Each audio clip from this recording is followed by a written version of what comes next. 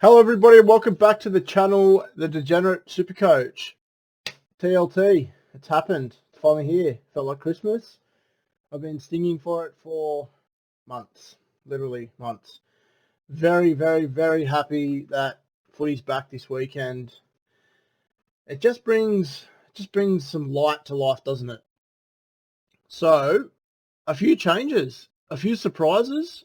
TLT definitely put a dagger in some of my players. Marzu for one. Don't know what's going on there. I think O'Brien is up to his old tricks again, but we'll see. I really want Marzu, but anyway, let's get into it. So, a few cheapies have popped up, and they've landed in my side, and I want to go over them first. I'll go over the cheapies that I've decided to put in my side first, and then we'll go over my whole side again. Okay, so I've gone with Kepi. I've gone with Kepi in my front row forward. I think that Manly's forward pack on the bench, it's not that great. There's not much depth there. And I think Kepi with that starting role, he might just plot, he might just plot along and get 40. I mean, at 274k, he's going to just slowly just make you money. I mean, as your second bench front rower, you don't really expect too much. So I think Kepi's locked in my side there. He's going to stay there. I've gone with Jackson Ford.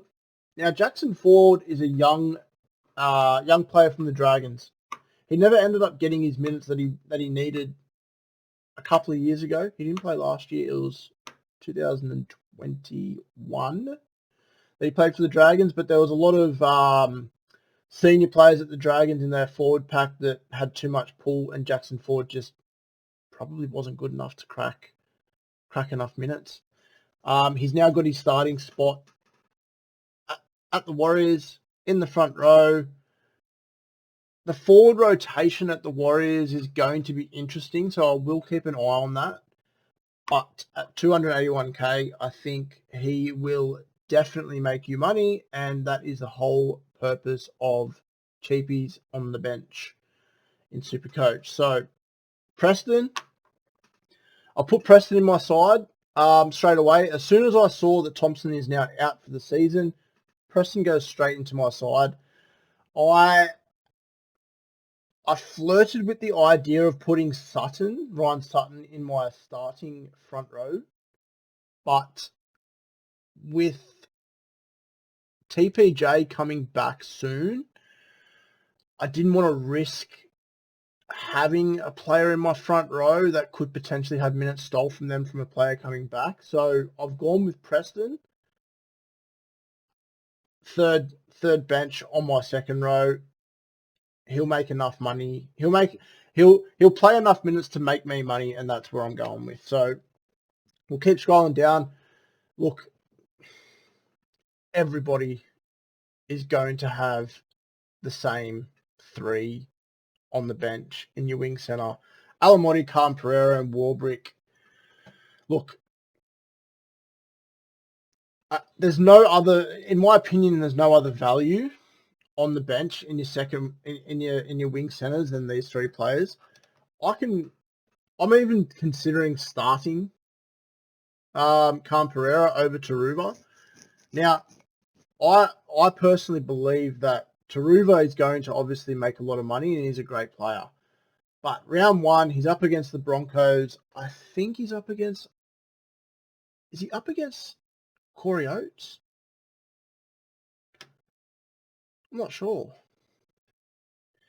If he's up against Corey Oates, it's round one. I don't think he scores that well. I really don't. And I think a lot of people are going to start with him because he's like the new Panthers winger and blah, blah, blah. But matchup-wise, it doesn't excite me. It really doesn't. Toto, for sure. You know what you're going to get out of him. You know that you're going to get at least 50 points in base from Toto. Well, not at least, but like relatively close. We don't know exactly how Taruva's going to go yet. So he's on the bench for me. He's on the pine. He's going to be a wait and see. Simple. Alamotti, Warbrick. Yeah, those are the cheapies that I've gone with. So we'll go over my side quickly. Not much has changed too much. Kept the cheese, kept Boyd. I've gone with Totola on the bench. I've gone with Totola starting. He's a pod, and I really like Totola. Like, even if you have a look at, let's have a look. So last year, he averaged 50. Every single time that he played 50 minutes. Look, 50 minutes against the Dogs, 56 points. 64 minutes, 67 points. 54 minutes, 52 points. 56 minutes, 71 points. 61 minutes against the Bulldogs, 102. 47 minutes, 99. 51 minutes, 77. 45 minutes, 54. He is a PPM machine. And it's absolutely surprising to me that not many people are on Totola. The Bunnies are running a 3-forward bench. He's going to get minutes. He's in my side. I'm podding up with Totola, and I really think that he is going to make the difference. I love it. Welch, he's in. Now, I've gone with Fafita. Fingers crossed that he wants to play this season. Fingers crossed. Obviously, plenty of upside. We know who Fafita is. Teague Wilton's in there and Egan Butcher. Now, Teague Wilton is a slight worry. Hines isn't playing this week. Is he going to have that attacking upside without Hines? A lot of people are starting with him. I'm going to start with him. I'm going to risk it. I'm going to hope that he gets 50 plus somehow.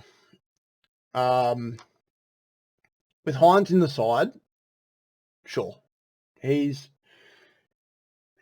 a gun. He'll get you points. I just don't know how he will go without Hines, but we'll see. Egan Butcher, with the news that Crichton is potentially going to be out for 10 weeks or more, he's straight in my side.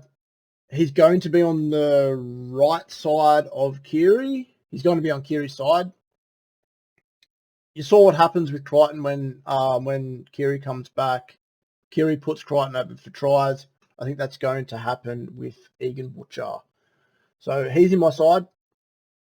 Cleary, Walker, Dewey. I've gone with the Dewey train instead of the Burton train. I have considered so many times going Dillbags. I don't know why. Well, I do know why Dillbags is so lightly owned. It's because of his price. But if you have a look at Dillbags' points over last year against the top sides, he turns up. Like, he banged out 100 points last year against Melbourne. He's got Melbourne round 1. Look, if you have Dillbags in your side, I can't really bag it. I don't mind it. Ponga, I've gone away from a lot of people going down to Katoa. I have a plan. My plan is the second that Hines comes back and he looks better, so his injury doesn't seem to be hanging around, I go from Ponga straight down to Katoa, and then I bang Walker straight up to Hines. Simple. So easy. I don't have to play around with any of my side. In the first 2 to 3 weeks, when Hines isn't really there, I'm going to hopefully rely on Ponga killing it with that soft draw. Now, with Ponga in my side, I've put Lachlan Miller into the centre wings. If Ponga fires, Miller fires. That's how it will work, in my opinion. I did have Marzu in there, but O'Brien is on the piss, so he's not putting him in there. Ponga, Miller, points galore if it clicks. And to be frank, SuperCoach comes down to making risks. And I genuinely think that this risk here will pay off. If I'm wrong, I'm wrong. If I'm right, I'm going to be really right, and it's going to pay off. So, fingers crossed, hey? Val Holmes speaks for himself. Tommy Talau, I've got Tommy Talau in there because Dewey will unlock Tommy Talau. I think that you're going to see a very good connection there. He does love going down Talau's side. There's going to be points on offer. There's going to be tries on offer. He's in. Cam Pereira, he impressed me in the trials. He's got a good matchup round one. Look, it could change. On the bench here, I've got Alamotti and Warbrick. I think I'm 90% sure that Cam Pereira will stay there. But it's either going to be a Cam Pereira or Alamotti or Warbrick, because Warbrick's got the Eels and I believe he's on Sivo's side. Sivo isn't the best defender, so that could be a change. We'll see. Teddy and Turbo. Again, speaks for itself. I'm not going to miss out on Turbo's points against the Dolphins, and I'm not going to miss out on Turbo's potential ton. So yeah, that's my side. Pretty happy with it.